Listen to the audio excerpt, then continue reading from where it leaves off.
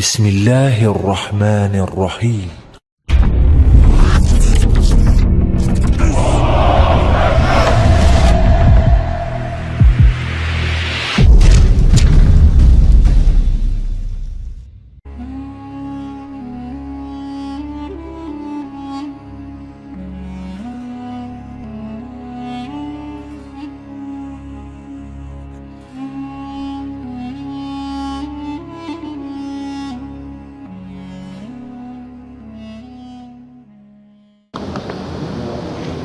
Ya.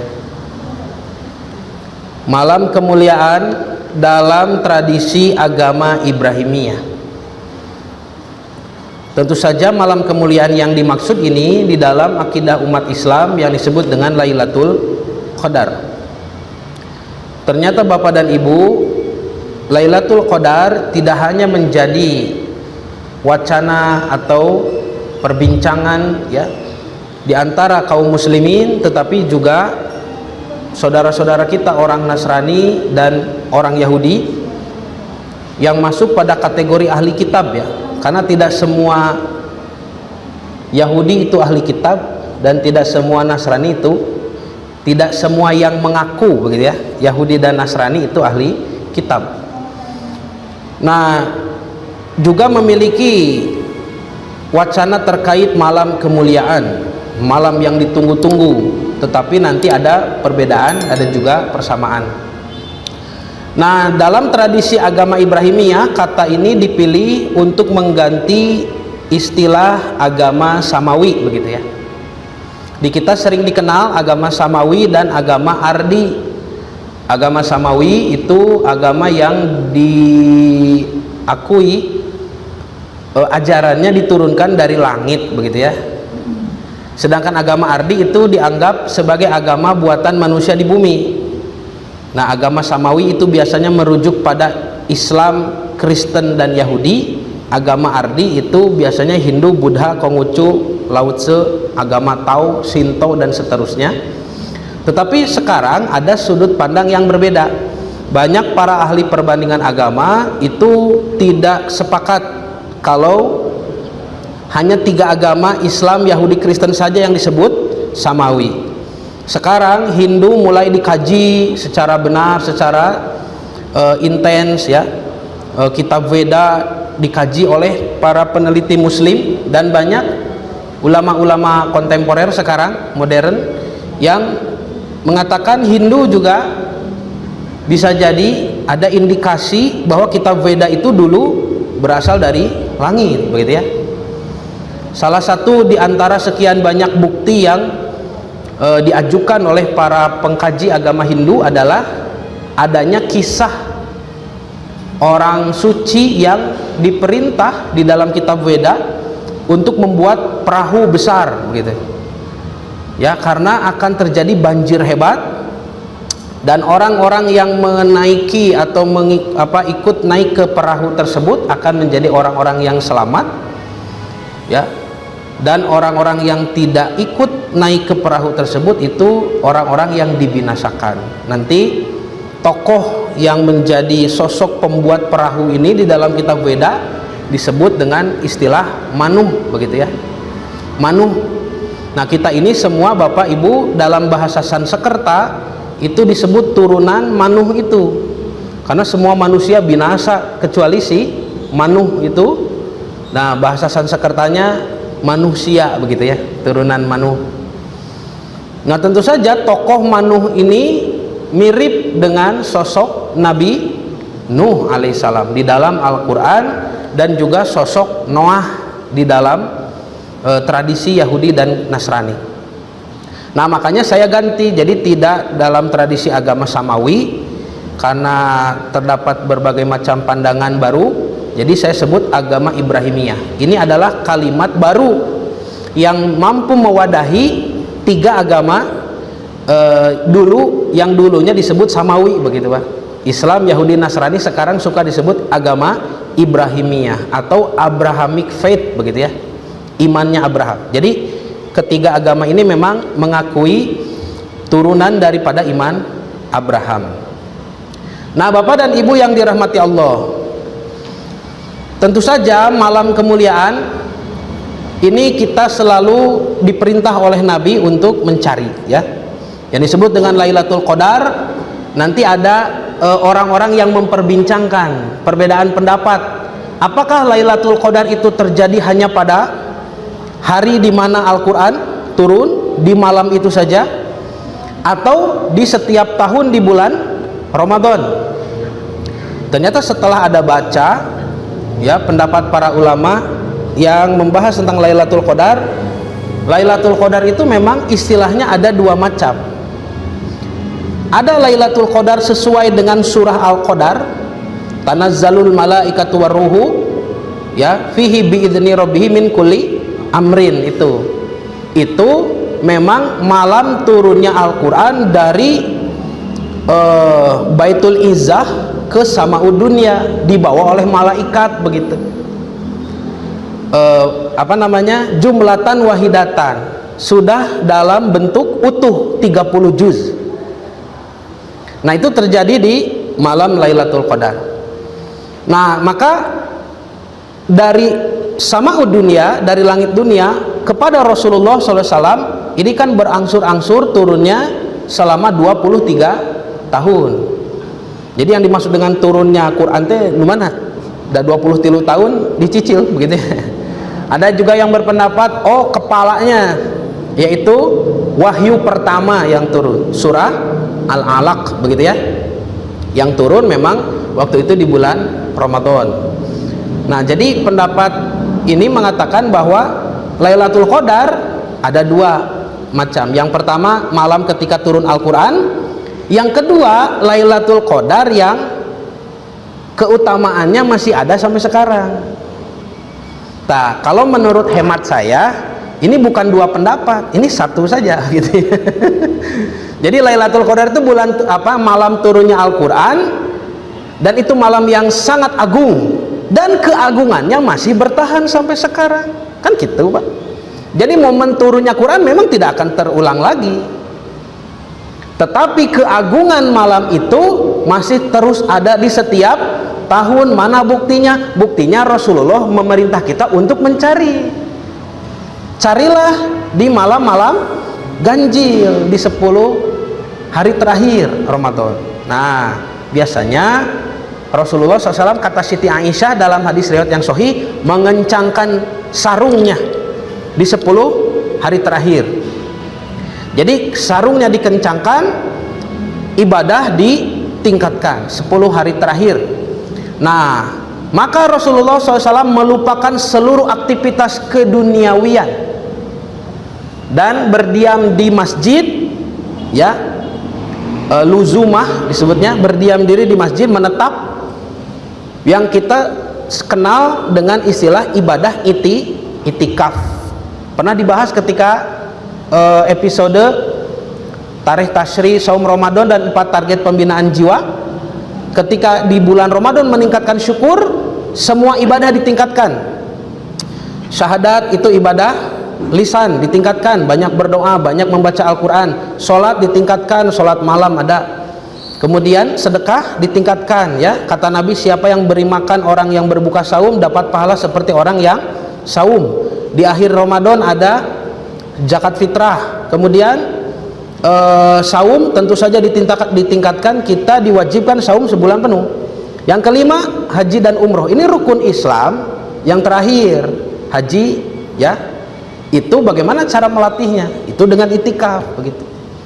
Jadi itikaf itu meninggalkan kesibukan duniawi, perhatian duniawi, untuk fokus menyibukkan diri, mendekatkan diri kepada Allah, beribadah di rumah Allah. Sebelum ke Masjidil Haram, Masjid Baitul Mutakin heula gitu. Itu dilatih, Bu.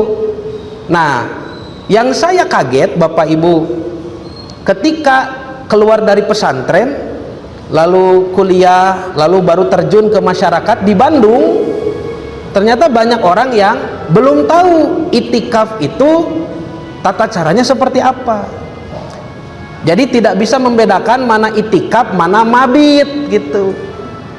Kalau Bapak hanya punya waktu senggang 1 hari malam saja, misalkan datang ke masjid lalu beribadah, pulang, besoknya datang lagi ibadah, pulang, etama mabit. i'tikapan. Tidak apa-apa, ada pahala, insya Allah ada pahala. Tetapi jika ingin mendapat pahala sempurna dari itikaf, Nabi SAW mengajarkan durasinya 10 hari. Dari tanggal 21 Ramadan waktu subuh masuk masjid, keluar lagi maghrib di 30 Ramadan pas malam Idul Fitri. Itu itikaf yang kami kenal dulu, mengkaji kitab-kitab para ulama. Saya baru kaget di Bandung ada jamaah nge-WA tanggal 27 Ramadan, Pak Ustadz urang itikaf yuk cenah itu. Bapak kamana we itikaf mah tikaping 2 hiji atuh gitu. Jadi mabit maksudnya, ya silakan.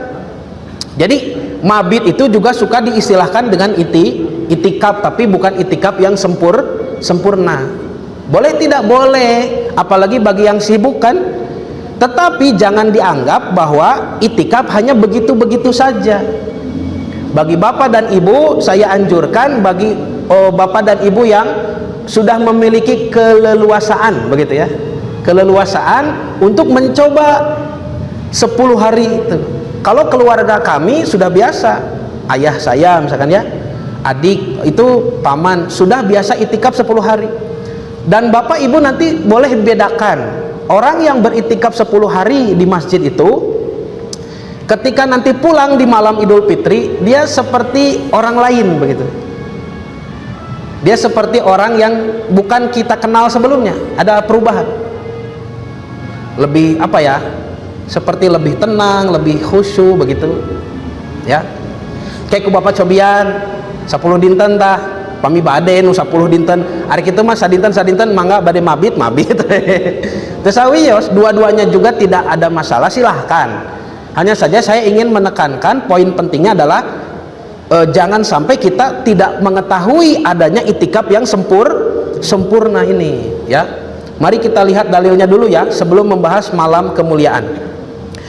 Isyarat adanya itikaf itu surah Al-Baqarah ayat 125. Allah berfirman tentang doa Nabi Ibrahim ketika selesai membangun Masjidul Haram. A'udzubillahi minasyaitonirrajim, wa idz ja'alnal baita matsabatan linnasi wa amnan wattakhidhu mim maqami Ibrahim musalla wa ahidna ila Ibrahim wa Ismaila an tahhira baiti. Nah, litaifina wal akifina wa rukai sujud. Jadi disebut 3 golongan nih, 3 kelompok yang nantinya akan menempati Baitullah itu.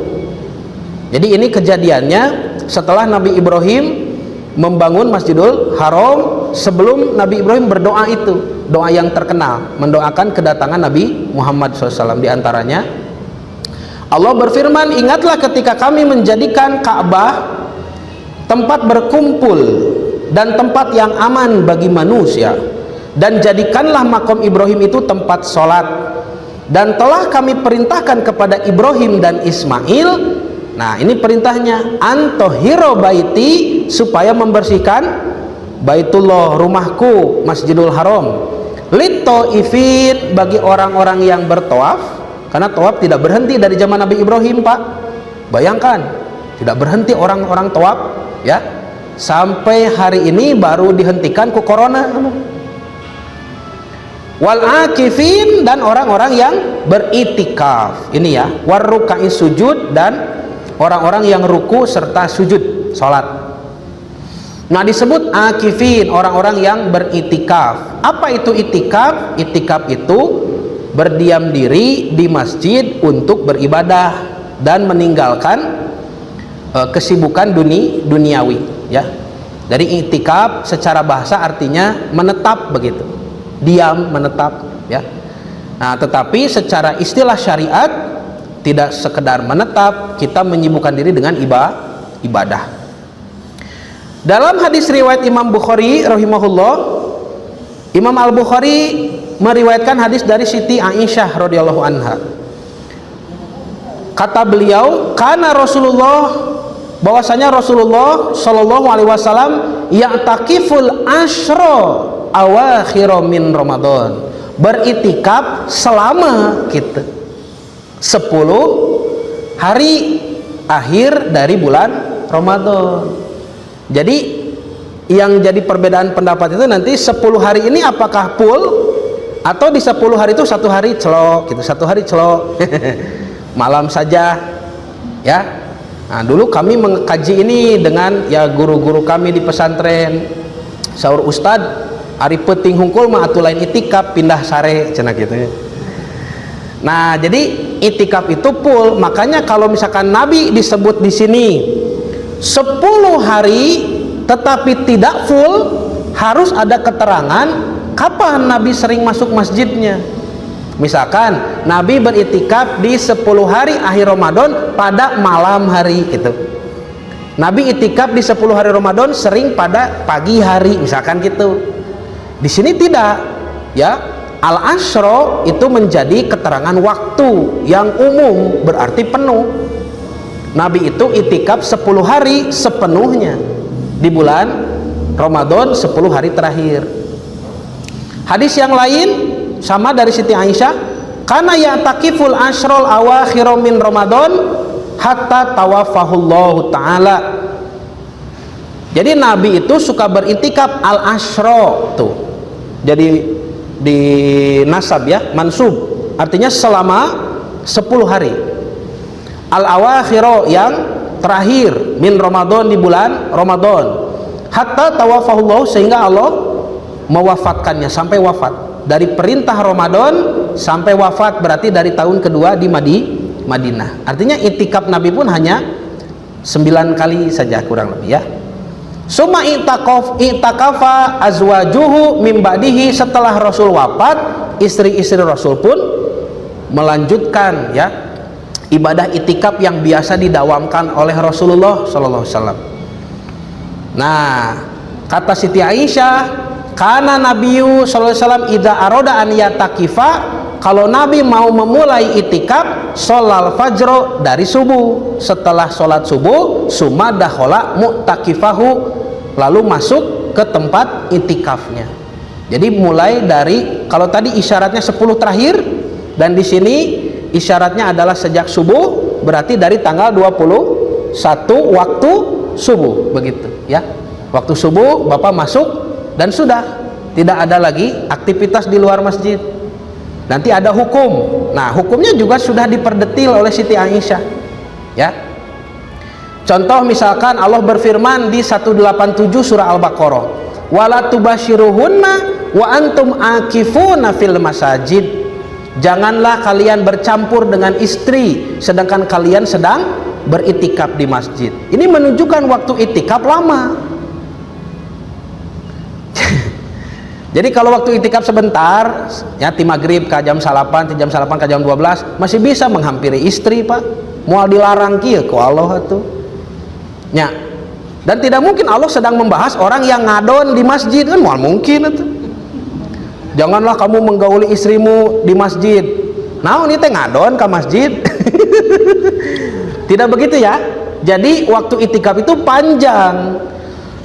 Terlihat dari larangan-larangan yang tidak boleh dilakukan selama itikaf, mirip seperti ketika Bapak dan Ibu sedang ihram, sedang umroh, sedang haji, banyak larangan-larangan yang harus dijaga. Nah, salah satunya hadis ini, hadis riwayat Abu Dawud, as-sunnatu alal mutakifi, menurut sunnah bahwa orang yang itikaf itu an la ya'uda maridon, tidak boleh menjenguk orang sakit.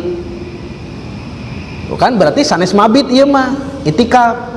Kalau mabit di masjid di subuh hungkul dugi ka lohor, masih bisa menjenguk orang sakit kan? An la ya'uda maridon wala yashhada janazatan, bahkan tidak boleh mengantar jenazah. Nyolatan memun di masjid kebetulan di kamasjidkeun boleh, masih bisa. Tapi kalau yang tidak dibawa ke masjid, di rumah lalu ke kuburan, tidak bisa mengantar. Wala yamasa imro'atan, tidak boleh juga menyentuh istri. Wala yubashiroha, dan tidak boleh menggaulinya. Wala yahruju, tidak boleh juga keluar dari masjid lihajatin, untuk keperluan lima labuda minhu, kecuali dalam keperluan kondisi terpaksa seperti ke kamar mandi. Jadi la yahruja, tidak boleh keluar. Itikaf itu, nah ini yang harus dipahami. Jadi itikaf memiliki kaifiat tersendiri di antara waktu pelaksanaan, mawakit, mikot zamaninya ya, kemudian kaifiat, syarat-syarat itu Allah yang menentukan. Kita tamu, Allah yang punya rumah, kita tamu, maka yang menentukan waktu dan tata cara itu yang punya rumah. Ya mau engkau namu tapi kuma tamu datang nya eta mah mabi teu sawios. Boleh nya, boleh lah latihan itikaf itu tenang, tapi tidak mendapat pahala itikaf sempurna, tidak ya. Nah jadi mohon menjadi ilmu ya bagi kita semua bahwasanya itikaf itu ada tata cara yang sempurnanya. Jadi boleh dicoba Bapak dan Ibu ya, ketika memang sudah memiliki keleluasaan, sudah bisa meninggalkan keluarga, rumah, coba itikaf 10 hari. Kalau ustadz, asatid dan santri-santri biasanya jadi target ini itikaf itu untuk fokus mengkaji begitu. Makanya dicari itu masjid yang sepi gitu Pak Haji. Bukan masjid yang ramai, banyak orang beritikaf atau mual kajian atau mual naliti naon, pasti ngariung nararoskeun Pak Ustadz punten bade tumaros gitu kaganggu ya. Jadi pasti mencari masjid yang sepi kalau ustadz-ustadz atau para santri ya. Nah begitu Bapak dan Ibu yang dirahmati Allah. Jadi silahkan bagi yang memiliki keleluasaan untuk mencoba ibadah itikaf. Apa hukumnya? Hukumnya sunnah, sunnah muakkadah, sunnah yang dianjurkan ya, dicoba. Nanti kita bisa mengikis hubud dunia ya, kemewahan-kemewahan dunia itu hilang Bapak, katanya begitu kata para ulama. Dan itu kita mendapat nur, cahaya dari Allah di dalam hati, sehingga melihat dunia ini seperti sesuatu yang tidak berharga, tidak pikabetaheun ya. Ya, hanya gundukan debu saja. Dunia ini hanya gundukan debu yang bahkan tidak lebih hebat dari 2 rakaat qabla subuh. Itunya, eta itikaf. Cigana pamarentah urang ayeuna kedah itikaf sarereanya Pak. Ya. Supaya hubud dunianya terkikis begitu ya. Nah Bapak dan Ibu yang dirahmati Allah, jadi itu sekilas info tentang itikaf ya. Kita mulai pembahasan tentang malam kemuliaan dalam tradisi ahli kitab. Seperti yang kemarin dijelaskan ketika membahas tentang saum ya, dalam tradisi Judaisme atau Yahudi, mereka menggunakan kalender Halwa Ha-Ivri atau kalender Ibrani yang awal tahunnya dihitung sejak masa penciptaan langit dan bumi. Mereka sebut dengan Rosh Hasanah. Rosh itu kepala, Hasanah itu tahun ya, jadi kepala tahun. Sampai sekarang sudah 5.780 sekian lah mungkin ya. Ini kan data berapa tahun yang lalu. Nah ini bulan-bulannya sudah diperkenalkan kemarin. Nah sekarang kita lihat, untuk mencapai malam kemuliaan itu Yahudi sering menghitung hari, lalu juga nanti menghitung tahun. Jadi malam kemuliaan di dalam tradisi Yahudi ada hitungannya hari, ada hitungannya tahun. Yang hitungan tahun paling lama itu 50 tahun sekali. Itu yang disebut dengan malam Yobel, Yobelium ya, malam Yobelium. Malam Yobel itu 50 tahun sekali Pak. Kalau ibadah di situ wah hebat gitu ya. Jadi orang ciga Lailatul Qadar. Itu ada. Di Kristen nanti sudah di otak-atik. Pernah 100 tahun sekali, jadi 50, pernah jadi 25 begitu. 25 tahun sekali. Itu yang mengubah-ubah adalah Paus di Vatikan. Karena mungkin terlalu lama ayeuna we cenah kitu Pak. Jadi malam Lailatul Qadar kumaha anjeunna, lain kumaha Allah. Nah, nanti yang menjadi aneh, menjadi unik ya, data yang unik itu Bapak Ibu, di dalam Injil Barnabas mengatakan bahwa malam kemuliaan yang asalnya 50 tahun sekali itu di akhir zaman oleh Al-Masih, oleh Juru Selamat. Disebutnya Mesias, Juru Selamat. Makanya Mesias itu bukan satu Bapak, bukan Nabi Isa saja.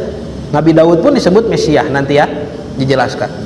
Jadi di akhir zaman oleh juru selamat terakhir, mungkin itu nabi terakhir maksudnya, akan dijadikan malam Yobelium itu setahun sekali. Jadi nu asana 50 tahun sekali, saur Injil Barnabas mangke di juru selamat terakhir, yang paling terakhir itu menjadi setahun sekali. Pertanyaannya, siapa yang dianggap sebagai juru selamat yang mengubah malam kemuliaan jadi setahun sekali? Nabi Isa, Yesus Kristus tidak mengubah Yobelium jadi setahun sekali. Tidak ada, kecuali hanya Nabi Muhammad Sallallahu Alaihi Wasallam. Nah, kita lihat dulu hari-hari di dalam tradisi Yahudi. Hari Ahad disebut Yom Rishon, Pak. Yom Rishon itu hari Ahad. Nah, maka dihitung mulai hari itu saat matahari terbenam, ya. Di mana hari Ahad itu? Malam Ahad, Sabtu maghrib, gitu Pak. Makanya saya cenderung bahwa kalender Yahudi ini kalender lunar, ya, kalender bulan. Yang kedua, Yom Sheni, memang secara harfiah artinya hari kedua, gitu, ya. Ehad, Sheni kan selisih, jadi 1, 2, 3 dalam bahasa Ibrani. Sama dalam bahasa Arab pun demikian. Ahad, Isnen teh 2, Sulasa 3, gitu ya. Diserap oleh bahasa Indonesia. Jadi Senin, Salasa, Rabu, Kamis teh Khomis, gitu Pak, kelima. Yom selisih hari ketiga Yom Rebi'i, Robi'ah 4, Yom Khamisi, Yom Sisi, Sisi teh Situn pami bahasa Arab mah, hari ke-6. Tapi kumargi dina Islam aya Jumatan, ku Nabi disebutna Yaumul Jumu'ah, bukan Yaumus Sittah, begitu ya. Ketujuh, hari Sabat, Yaum Sabat, hari Sabtu maksudnya. Sabtu ya, ada di Quran. Yaumi Sabti itu ada di Quran. Hari ketujuh, Yahudi meyakini bahwa di hari ketujuh Tuhan setelah menciptakan langit dan bumi selama 6 hari, sama 6 hari di dalam Torah pun dikatakan. Tapi 6 harinya itu Ahad, Senin, Selasa, Rabu. Kalau di Quran tidak disebut demikian. 6 harinya itu 6 masa. Tidak dirinci Ahad, Senin, Selasa, Rabu, tidak. Tapi para penafsir Al-Quran mengatakan 6 hari ini 6 masa. Satuan harinya bisa jadi bukan 24 jam. Karena Allah memiliki satuan waktu yang begitu banyak. Ada yang sehari 100 tahun, ada yang sehari 300 tahun, ada yang sehari 1000 tahun, ada yang sehari 50.000 tahun, kan banyak ya. Nah, ini ayatnya di Sefer Shemot atau Kitab Keluaran pasal 31 ayat 17. Kenapa Yahudi mengagungkan hari Sabat, hari Sabtu? Makanya weekend itu libur hari Sabtu dan Minggu. Minggunya hari raya orang Kristen masuk gereja untuk sekolah minggu, kebaktian. Hari Sabtunya orang Yahudi masuk sinagog atau berdiam diri di rumah, seperti nyepi begitu. Makanya banyak kemiripan antara tradisi Yahudi dengan Hindu ya. Di Hindu ada Brahma, ada Krishna ya, seperti Abraham dan Kristus kan. Ada juga tadi Manu begitu ya, juga mengkultuskan sapi. Yahudi juga dulu pernah menyembah patung anak sapi ya. Lalu ada kisah Hanoman. Hanoman itu apa? Manusia yang setengah kera. Dalam tradisi Bani Israel kan ada orang yang dikutuk menjadi monyet karena melanggar aturan di hari Sabat, harusnya nyepi di rumah malah mancing ke laut itu ya. Apalagi yang mirip dengan agama Hindu banyak. Ada Sun Gokong, menaklukkan angin, bisa terbang lewat menunggangi awan begitu ya. Nah itu kan dulu memang Nabi Sulaiman itu selain dari mengerti bahasa binatang, menaklukkan jin, juga menguasai angin ya, angin. Dan Sulaiman punya tongkat. Matak Mon Keiking, Sun Gokong, Hanoman, Garadu tongkatnya. Jadi banyak kemiripan dan sudah banyak yang mengkaji itu kemiripan agama Yahudi dengan Hindu. Nah, Bapak dan Ibu yang dirahmati Allah, di sini Sefer Shemot, Kitab Keluaran, kitab kedua dari Torahnya Nabi Musa, mengatakan Ki Sheset Yamim. Nah, Sheset Yamim tadi sisi itu kan 6, Yamim itu jama dari Yom, hari. Jadi dalam 6 hari Asah, asa itu menciptakan, begitu ya, menciptakan dari bahan yang sudah ada. Kalau dari bahan yang belum ada, bahasa Ibraninya bara, ya, bara. Kalau dalam bahasa Arab, kholako dan fatoro. Kholako menciptakan dari bahan tidak ada, kalau dari bahan sudah ada, fatoro, gitu ya. Nah, jadi ada kemiripan dalam gramatika bahasa.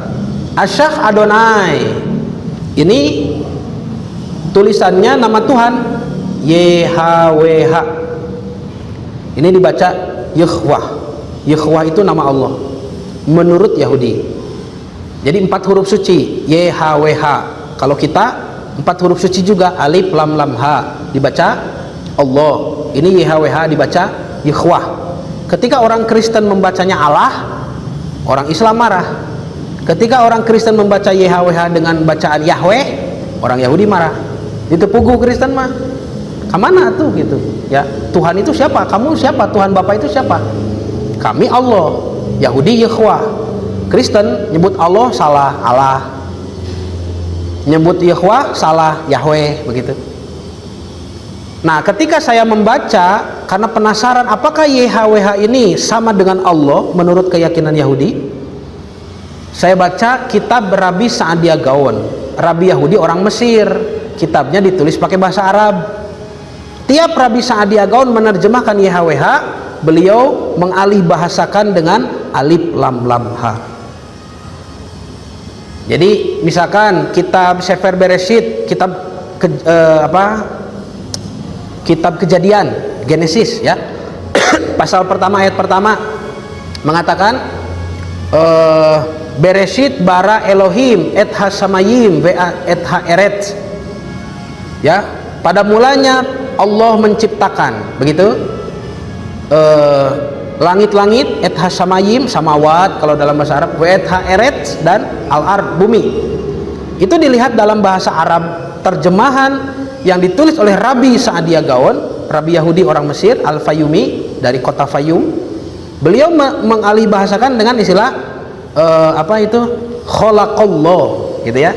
Bara Elohim itu diartikan khalaqallahu, Allah menciptakan, gitu. As-samawat wal ard, langit-langit dan bumi. Jadi YHWH ini hanya beda penyebutan saja, tetapi merujuk pada Tuhan yang sama.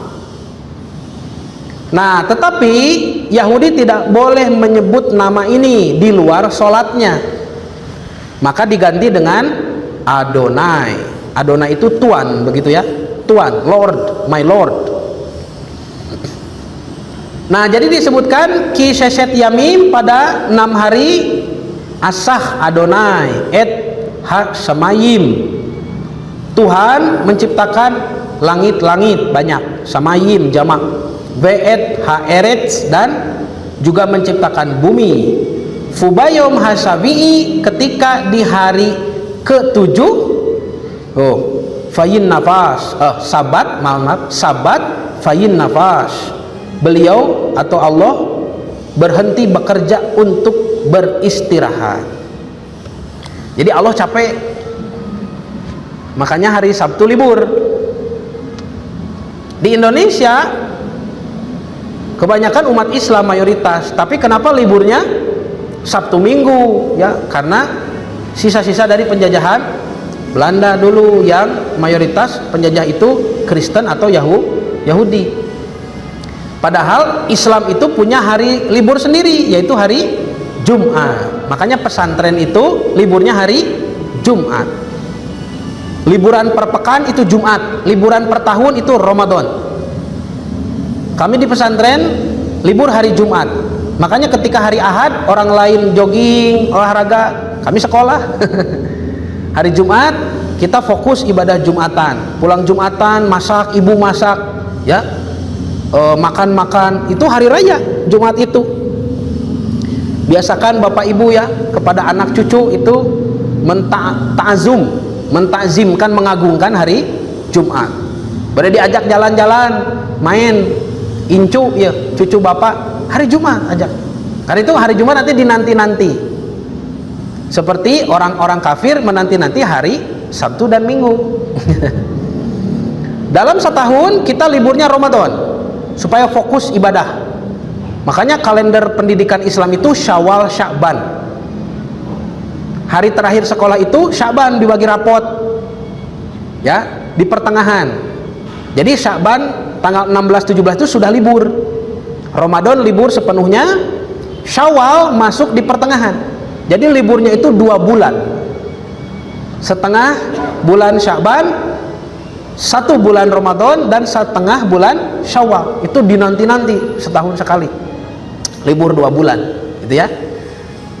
Nah, tetapi di kita sekarang memang sudah berkurang. Bahkan banyak pesantren yang justru merubah kurikulum pendidikannya mengikuti pendidikan negeri Juni-Juli gitu.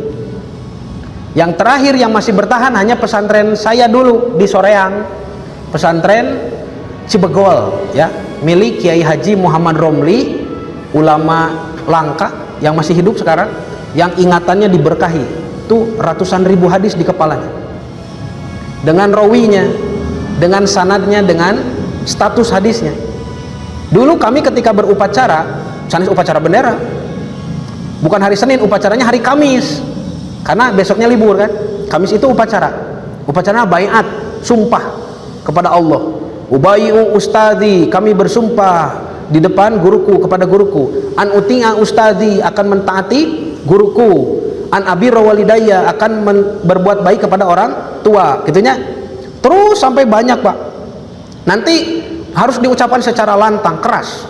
Biasanya yang tidak terlalu keras itu di poin an la adkhona, tak itu masuk ayat laun apa?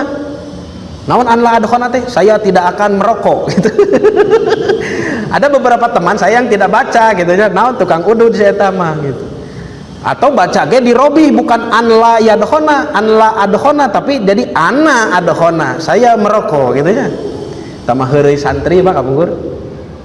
Nah, itu poin-poin baiat. Setelah baiat selesai, Kiai Haji Muhammad Romli, guru kami, pemilik pesantren, kami menyebutnya apa datang lalu bertausiah, taujih, ceramah sebentar lah, setengah jam seperti Jumatan begitu, tapi beliau pasti membacakan hadis yang lengkap dengan sanadnya dan rawi-rawinya yang harus langsung kami hafal saat itu juga.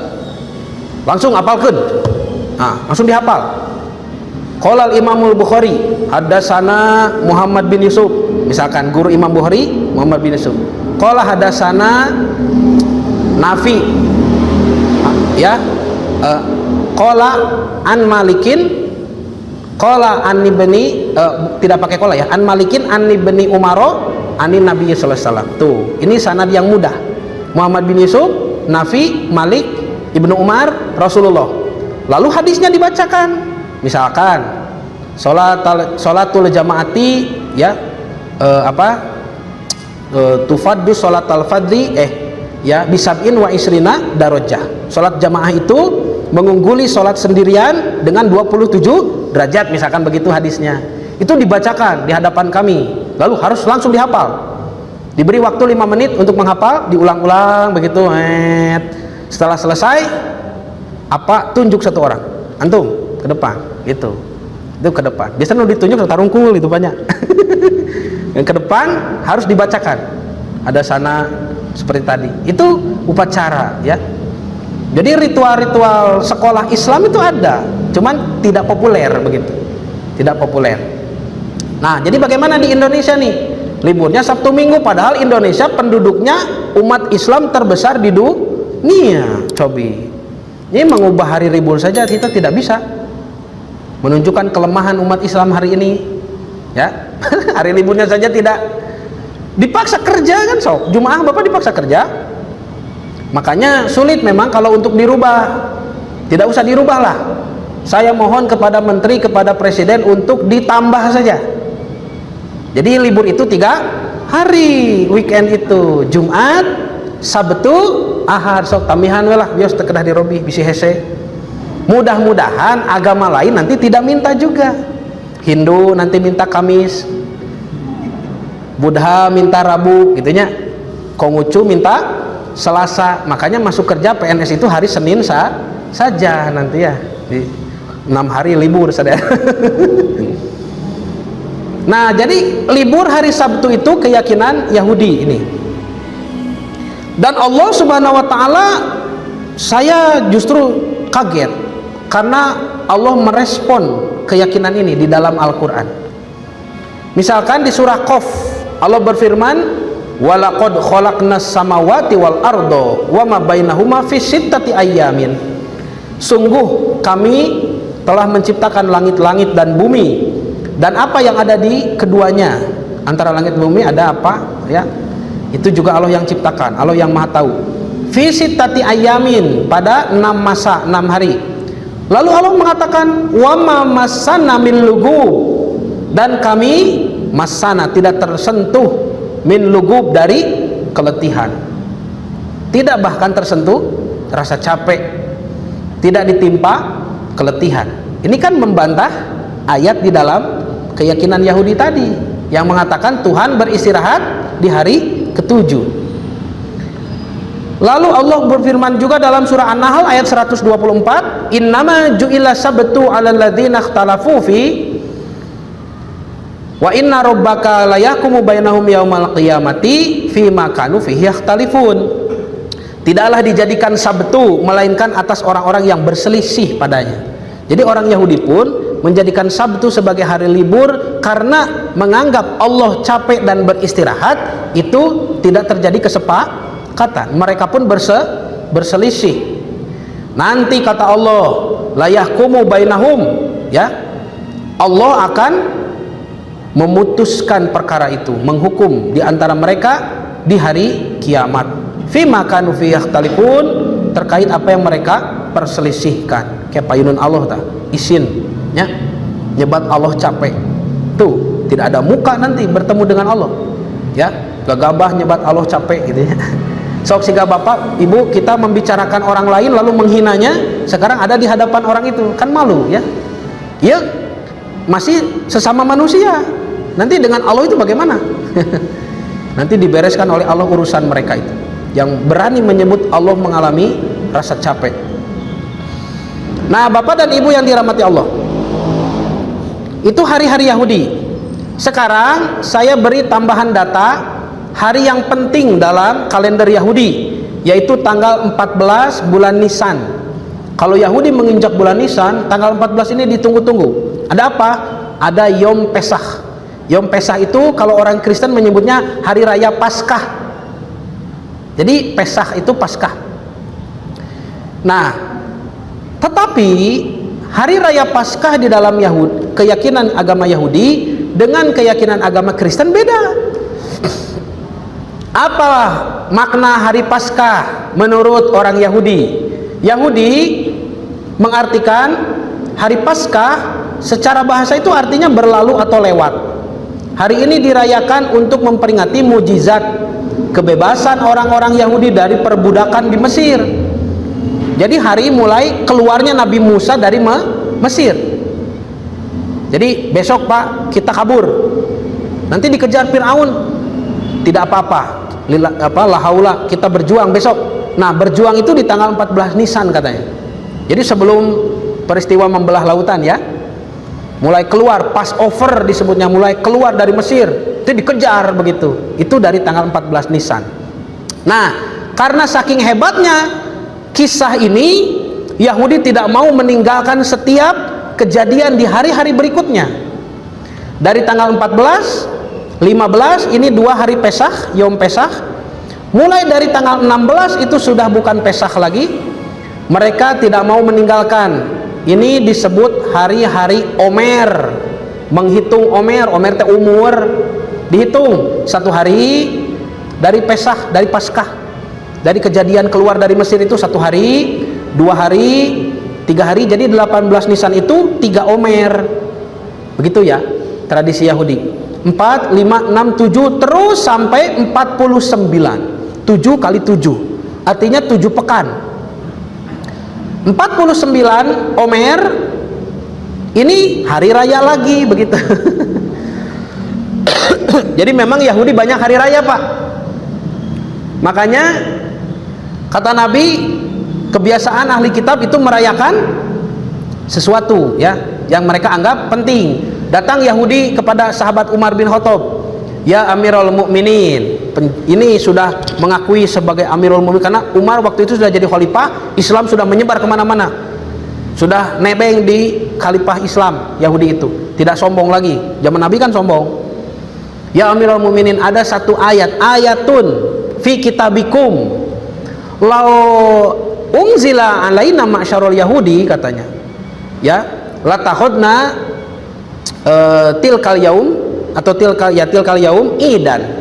Ada satu ayat di kitab kalian, kalau ayat itu turun kepada kami ma'syarul yahud, masyarakat Yahudi, latahodna tilkal yaum yauma idan, akan kami jadikan hari itu sebagai hari raya. Tuh, Umar bin Khattab tidak terkesima. Kata Umar, ayu ayatin, ayat nu mana? Itu ya, menunjukkan tidak penting gitu ya. Ayat nu mana? Al yauma akmaltu lakum dinakum. Eta surat Al-Maidah teh. Oh, ayat eta cuk Umar teh. Lalu Umar menjawab, laqad arafna, kami sungguh sudah mengetahui ya, makanu ladzi unzila bihil ayat wa mata, kami sungguh mengetahui di mana turun ayat itu dan kapan. Wahwa, dan itu hina waqafa ya, waqafa Rasulullah SAW fil Arafah yaumal Jumat, yaitu ketika haji wada, Nabi sedang berwukuf di Arafah hari Jumat. Sudah itu saja jawaban Umar. Kami tahu di mana turun dan kapan turunnya. Turunnya haji wada ketika Nabi sedang wukuf di Arafah hari Jumat. Jadi apa yang bisa kita petik dengan ambil kesimpulan dengan ilmu mantik? Artinya merayakan hari itu tidak penting kalau Nabi tidak mencontohkan. Ya. Nah, tapi ini menjadi bukti bahwa Yahudi menyenangi perayaan, menyukai perayaan. 49 hari dari Paskah itu dirayakan, namanya hari Sabuot. Sabuot ini kenapa di angka 49? Katanya setelah keluar meninggalkan Mesir 49 hari kemudian Nabi Musa menerima Torah. Jadi ada hari raya Nuzulut Torah, begitu ya, bukan Nuzulul Quran. Nuzulut Torah, hari raya diturunkannya Torah di kaki Gunung Sinai. Mereka akan merayakan hari ini sebagai hari libur Sabuot. Hal ini bermakna bahwa 49 hari yang berhubungan Paskah dengan Sabuot juga katanya sesuai dengan 49 sifat-sifat hati manusia. Naon wae nya duka taroskeun ke Yahudi. Sabuot juga disebut festival pekan atau hari raya panen. Jadi kebon memang 49 hari itu sudah, dari Paskah itu sudah menghasilkan.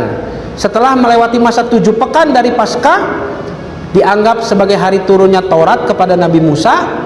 Mereka menyebutnya Moshe ya. Nah, di dalam bahasa Arab, Musa, orang Arab, orang Yahudi yang Arab di Madinah nyebutnya Musa. Di Yerusalem, di Palestina, orang-orang yang menggunakan bahasa Ibrani nyebutnya Moshe. Dina Quran, karena ini Quran itu untuk semuanya ya. Dina Quran tiasa orang maca Musa, dalam qiraah sab'ah itu juga dibenarkan membaca Muse. Tapi tidak populer ya. Siga surat Ad-Duha kan boleh dibaca Ad-Duhe nya. Walaili idza saje. Jadi Bapak siga orang Betawi. Kemana gitunya? Udah makan, udah dengan tumis kenteng, kentang mentong diekeun atuh jadi kenteng. Nah, maka Wadduhe itu sudah bacaan yang disepakati oleh ulama ahli qiraah. Begitu juga Muse. Jadi ini pertengahan antara Musa dan Moshe. Unik ya.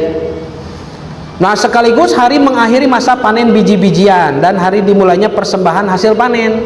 Disebutna hari raya Bikurim ke Bait Hakadasah atau Bait Hamikdas, Baitul Maqdis. Nyetor bah ke Baitul Maqdis teh. Ah, jika di urang aya ATM berasnya, tapi sanes nyetor nyanak di urang. Nyanu nyetor, nyanu nyumbang napan? Sami ya. Nah, ini siklus 7 hari kali 7. Jadi ada Paskah, ada Sabuot. Tos. Sekarang kita ke tahun. Ternyata Bapak Ibu menghitung 7 siklus ya, siklus angka 7 bukan hanya di perhitungan hari saja, tapi juga ada di perhitungan tahun. Tahun juga dihitung 7 tahun sekali dah. Mun tahun kahiji 2 dari Ros Hasanah ya. 2 3 4 5 genep 7 itu rayakeun. Disebutna tahun Sabat. Hari-hari Sabtu mah hari ke-7 hari Sabat. Hari tahun ke-7 mah tahun Sabat. Disebutna tahun Shemitah. Keun we teu kedah apal lima asal kenal nya. Tahun Shemitah. Ada apa di tahun Shemitah?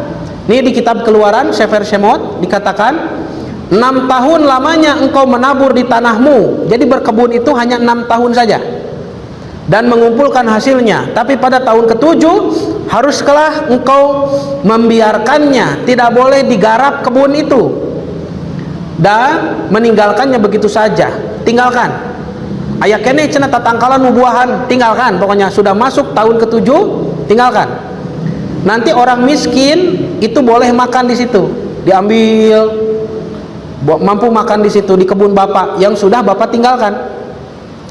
Nah, ini harus tahu dulu sejarah Bani Israel. Kenapa mereka diizinkan menggarap tanah 6 tahun, di tahun ke-7 diperintah untuk meninggalkan? Karena mereka datang ke Palestina itu sebagai pendatang. Ya, Nabi Ibrahim itu bukan orang Palestina. Nabi Ibrahim itu orang Babylon, orang Irak. Datang ke Palestina sebagai pendatang, ya, pengunjung.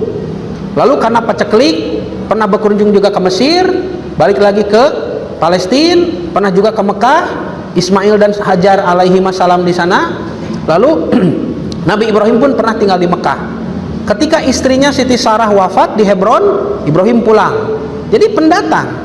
Makanya nanti turunan Ibrahim, Ishak tinggal di Hebron, Ismail tinggal di Mekah. Ya.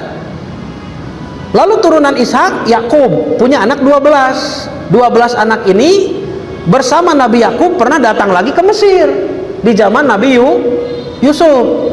Diam saja di Mesir. Ini Palestina sudah digarap orang, sudah ditempati orang lain, karena mereka betah di Mesir. Karena dulu paceklik besar itu. Sampai zaman Nabi Musa. Maka tugas Nabi Musa mengembalikan Bani Israel ke Palestina.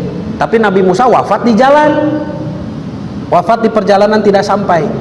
Yang menggantikan Nabi Musa lah yang berhasil membawa Bani Israel kembali ke Palestina, yaitu Nabi Yusha bin Nun. Nabi yang mengantar Nabi Musa untuk mencari Hidir, yang bawa ikan itu di surah Al-Kahfi. Nah, itu Yusha bin Nun. Orang Kristen menyebutnya Joshua gitu. Yosua ini diagungkan karena berhasil menuntaskan misi Nabi Musa. Makanya Yahudi dalam bahasa Inggris disebut Jewish, nisbah kepada Joshua, Jewish people kan disebutnya.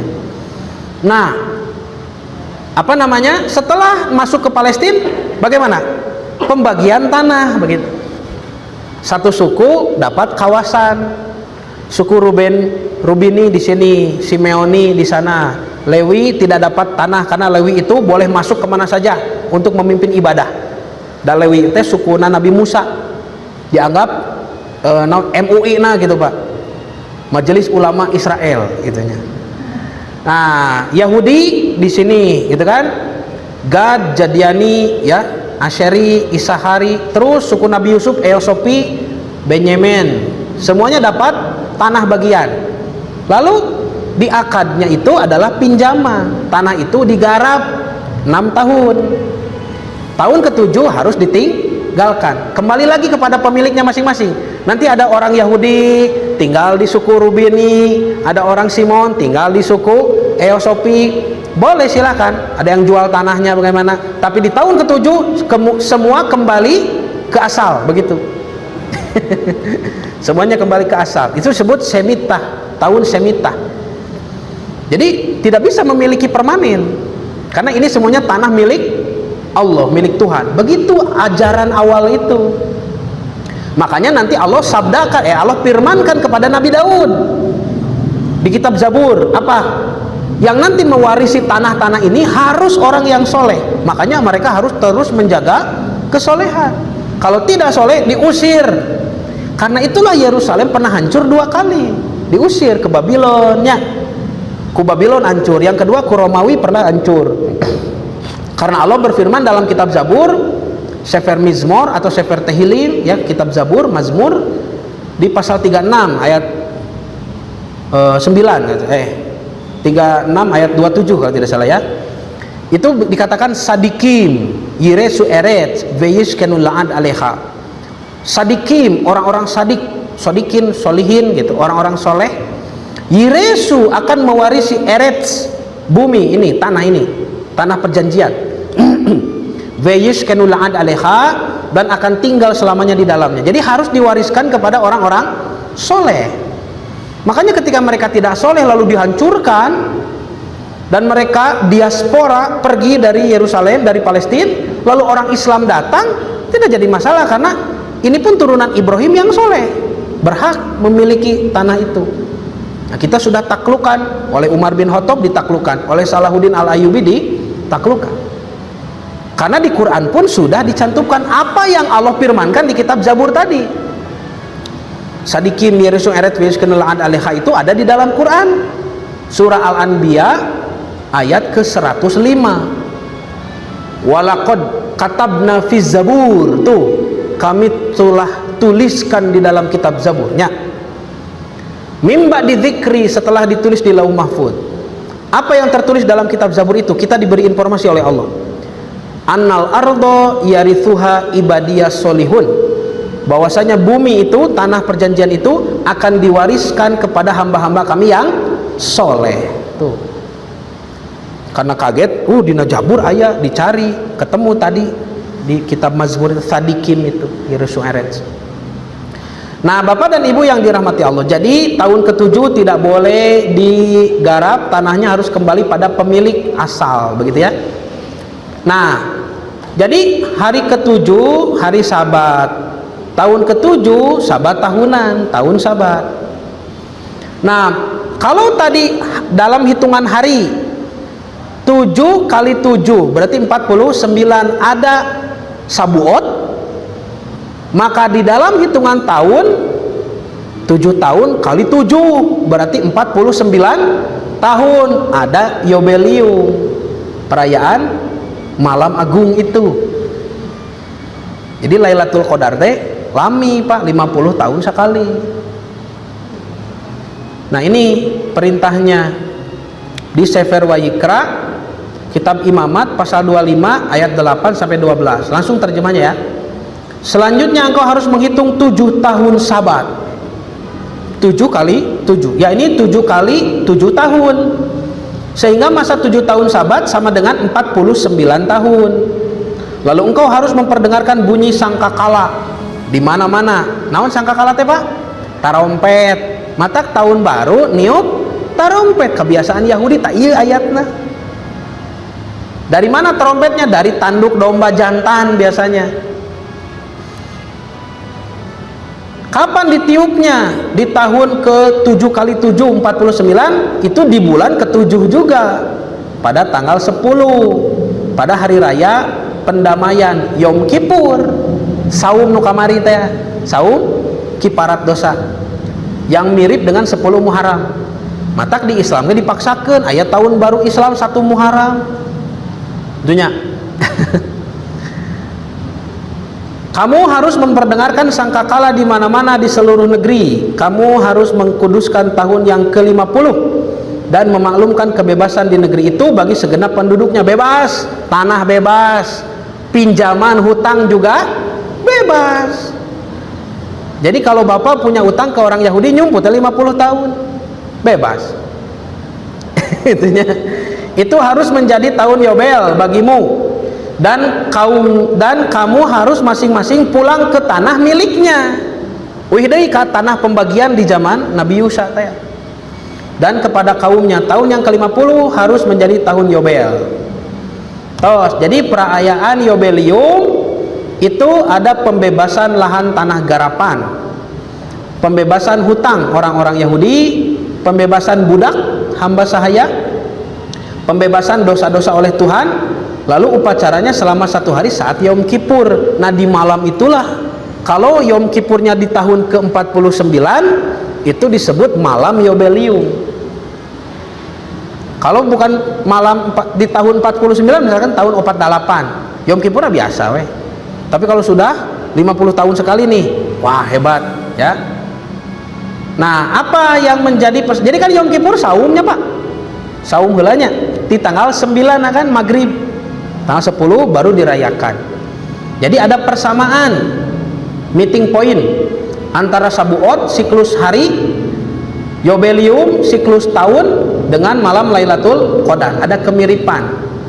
Jadi siklus hari dan siklus tahun. Yang hari ini hari raya turun Torah, kitab suci Yahudi. Yang Yobelium hari raya pembebasan, ya, semuanya bebas. Beribadah juga di sini pahalanya besar. Nah maka Lailatul Qadar memiliki paduan antara Sabuot dengan Yobelium. Karena Lailatul Qadar itu malam turun Al-Quran dan juga malam-malam pembebasan dosa, dan sama dilaksanakan setelah saum. Bapak siangnya saum heula kan di bulan Ramadan, malamnya mencari Lailatul Qadar. Sama. Jadi sama-sama malam kemuliaan dari Allah, juga perayaan turunnya kitab suci kalau Sabuot. Kemudian dirayakan setelah beribadah saum dan diyakini menghapus dosa-dosa telah lalu, ya. Nah ini meeting pointnya. Sekarang kita tengok saudara yang lain. Katanya ini masih saudara sebapak, disebutnya Bnei Ab Ehad, anak dari bapak yang sama, bapak satu bapak, Ibrahim. Islam, Yahudi, Kristen. Saya mendapatkan banyak kemiripan dari ibadah orang Islam dengan orang Yahudi, tetapi saya tidak mendapatkan kemiripan yang sama di ajaran Kristiani. Tuh di Kristen mah Paskah bukan sebagai Passover keluar dari Mesir. Paskah dianggap sebagai hari bangkitnya Yesus Kristus dari kematian, menebus dosa umat manusia. Hari raya Paskah Kristen mah. Karena itu perhitungan hari dan tahun sampai kepada Yobelium juga memiliki pemaknaan yang berbeda. Bahkan umat Kristiani pernah merayakan malam Yobel 100 tahun sekali. Tayu simbol 100 tahun. Lalu dirubah karena dirasa terlalu lama. 50 tahun sekali wecet. Tidinya 25 tahun sekali gitu. Dirubah-rubah ya. Nah, jadi memang sudah sulit menemukan kemiripan ya di dalam ajaran Kristiani karena memang sudah dirusak dari berbagai pihak ya. Dari tradisi Ibrani dan tradisi Yunani.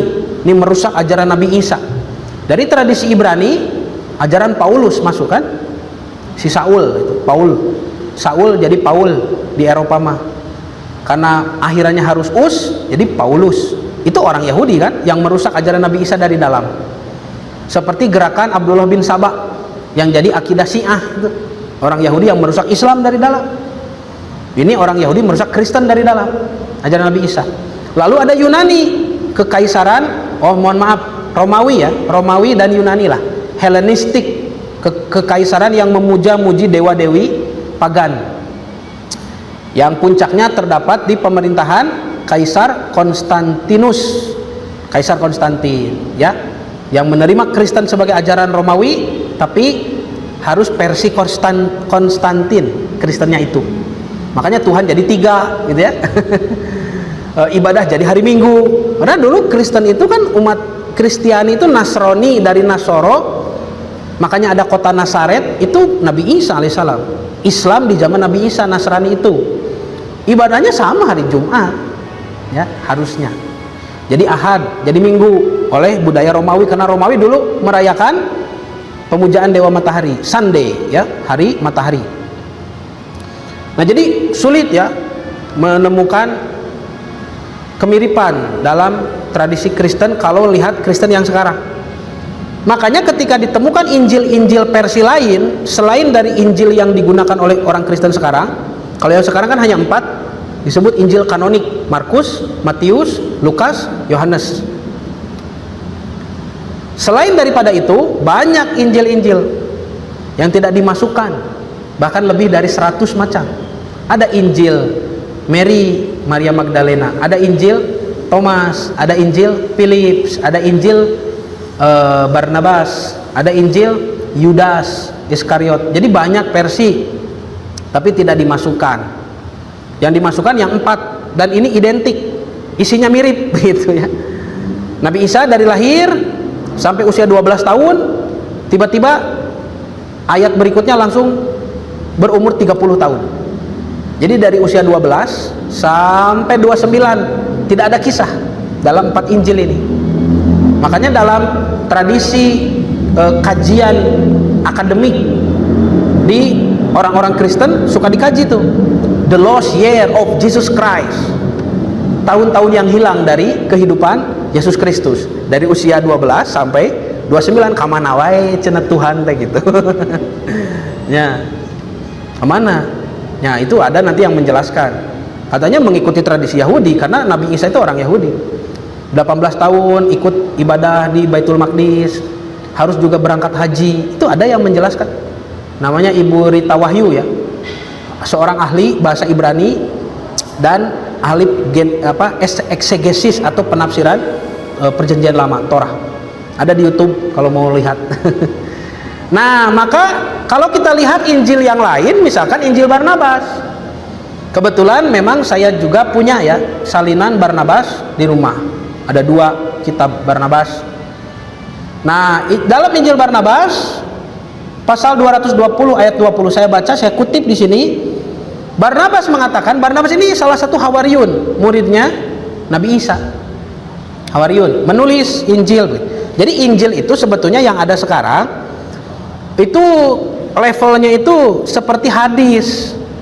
Makanya ketika Bapak membaca Injil Markus, bukan firman Tuhan langsung kepada kita sebagai orang Kristen, bukan begitu.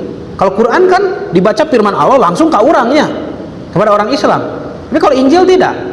Markus, Matius, Lukas, Yohanes itu kita membaca kisah Nabi Isa, kisah Yesus Kristus, juga hadis. Tapi dalam periwayatannya tidak apik seperti hadis, jauh Pak. Hadis Nabi itu apik sekali. Kalau Injil, aduh gitu ya. Bukan saya yang mengatakan, para sarjana Kristen yang mengatakan. Banyak perubahan-perubahan setiap tahun.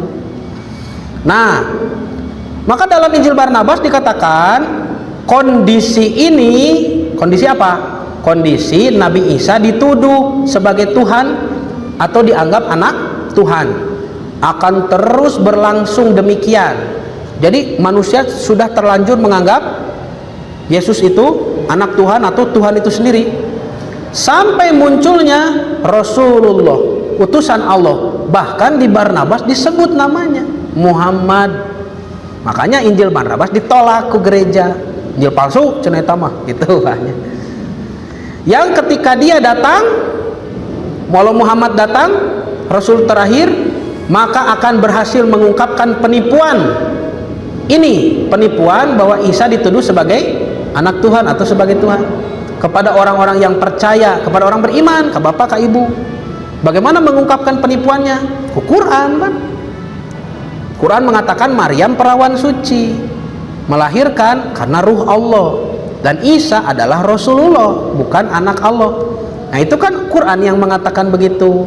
Ketika surat Maryam dibacakan kepada orang-orang Kristen Ortodoks oleh Ja'far bin Abu Thalib, kakaknya Ali, dibacakan kepada Raja Najasyi di Ethiopia, di Afrika Timur, Habasyah. Maka Raja Najasyi menangis. Kenapa? Karena apa yang ada dalam surah Maryam cocok dengan keyakinan orang Kristen Ortodoks. Ya, Maryam bukan pejinah, karena Yahudi menyebutnya mamzer, pejinah Maryam itu. Orang Kristen sakit hati disebut begitu.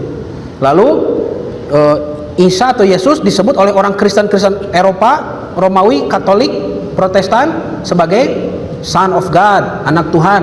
Orang Kristen Ortodoks pun tidak setuju dengan itu. Ya, makanya ketika mendengar surah Maryam menangis, dan akhirnya nanti masuk Islam ya Najasyi itu. Tuh, jadi memang nanti ada Rasulullah yang membersihkan tuduhan itu. Nah, jadi Bapak Ibu, Di dalam pasal 82 ayat 19, Barnabas menjelaskan, maka pada waktu itu ketika Mesias juru selamat datang, juru selamat terakhir nih, cirinya mana juru selamat ini? Allah akan disujudi di seluruh dunia. Eta cirina Al-Masih nu ieu mah. Al-Masih yang dimaksud, orang Kristen pasti menyebut ini Yesus Kristus. Ari Yesus Kristus berhasil membuat semua orang di dunia sujud? Tidak. Bahkan di kampung halamannya sendiri beliau ditolak. Nabi Isa alaihissalam itu. Jadi ini orang lain. Tapi masih disebut Mesias, Al-Masih juru selamat. Karena memang juru selamat bukan satu. Al-Masih teh juru selamat teh banyak.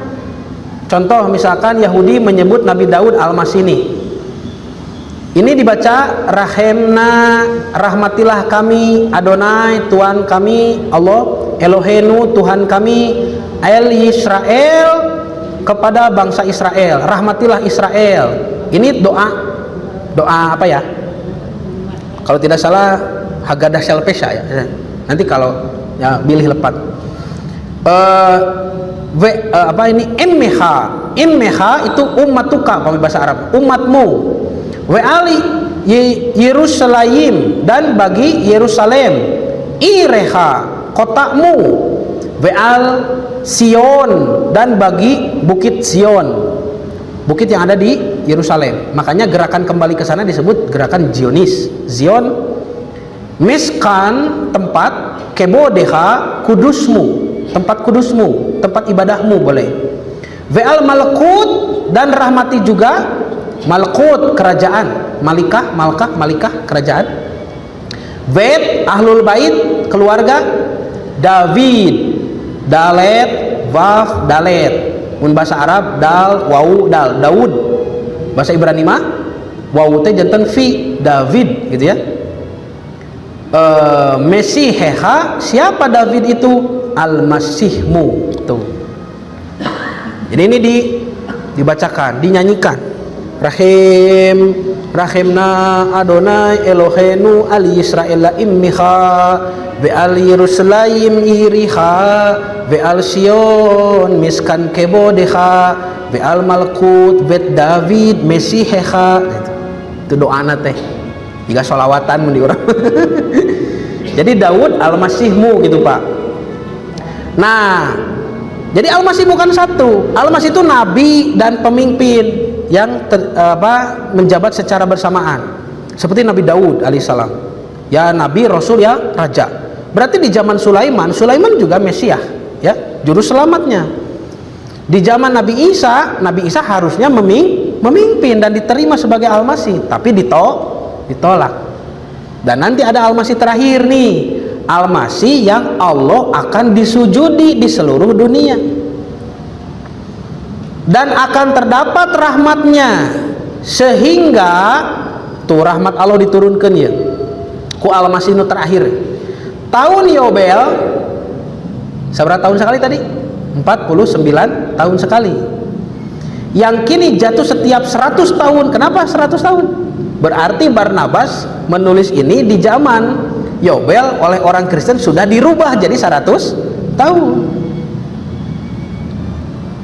Akan dijadikan oleh Mesias juru selamat pada tiap tahun di tiap tempat. Kan tidak ada perintah mencari Lailatul Qadar di mana saja ya. Di negara mana saja jadi kan? Boleh, karena yang istimewa itu waktunya, bukan tempat kan. Tapi kalau Yobelium kan ini terkait dengan Yerusalem, ya. Harus mengembalikan tanah, ya. Harus ritual di Baitul Maqdis, itu terkait tempat juga. Tapi kalau nanti Al-Masih datang yang terakhir, juru selamat terakhir, dia akan menjadikan malam Yobel itu setiap tahun di setiap tempat.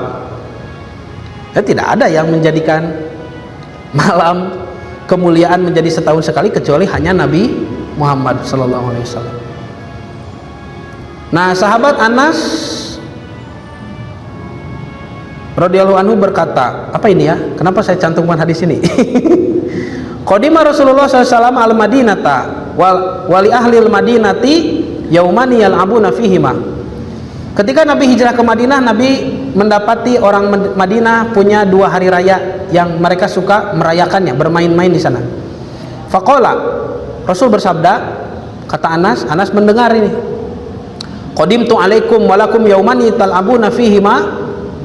Aku datang kepada kalian sedangkan kalian malah merayakan hari raya yang kalian bermain-main di situ. Fa innallaha qad abdalakum, maka sungguh Allah telah menggantikan bagi kalian yaumaini khairan minhuma, 2 hari raya yang lebih baik daripada 2 hari raya orang Madinah. Yaumal fitri wa yauman nahri, yaitu Idul Fitri dan Idul Adha. Itu disebat tahun baru Islam 1 Muharramnya. Jadi hari raya kita itu ada berapa? Ada 2, hari Idul Fitri dan Idul Adha. Atos cekap tayanusannya. Tahun baru 1 Muharram baru terjadi tahun 70-an, ya. Tuh, lihat di koran Pikiran Rakyat ada hasil musyawarah di Amerika Serikat begitu, ya. Nah, atau kalau mau diambil juga hari raya hari Jumat, berarti hari raya kita itu ada 2, 1 per tahun, 1 per pekan. Yang tahunan ada 2, Idul Fitri dan Idul Adha. Yang per pekan hari Jumat begitu. Itu juga boleh. Nah, toswe segitu Bapak Ibu ya yang bisa dibahas. Oh, ini ayat yang tadi saya maksud ya, Al-Anbiya 105 tuh, anal ardo yarithu ibadiyah solihun, bumi diwariskan pada hamba kami yang soleh. Dan ini ayat Zaburnya, sadikim yiresu eret biskenulaan aleha. Sudah, jadi cukup sekian yang bisa disampaikan. 2 materi baru ya, 2 materi tambahan terkait saum dalam tradisi Yahudi dan juga malam kemuliaan dalam tradisi agama Ibrahimiyah. Mudah-mudahan menjadi ilmu yang bermanfaat bagi kita semua, khususnya bagi saya sendiri. Saya tutup dengan doa Robbana hablana min azwajina wa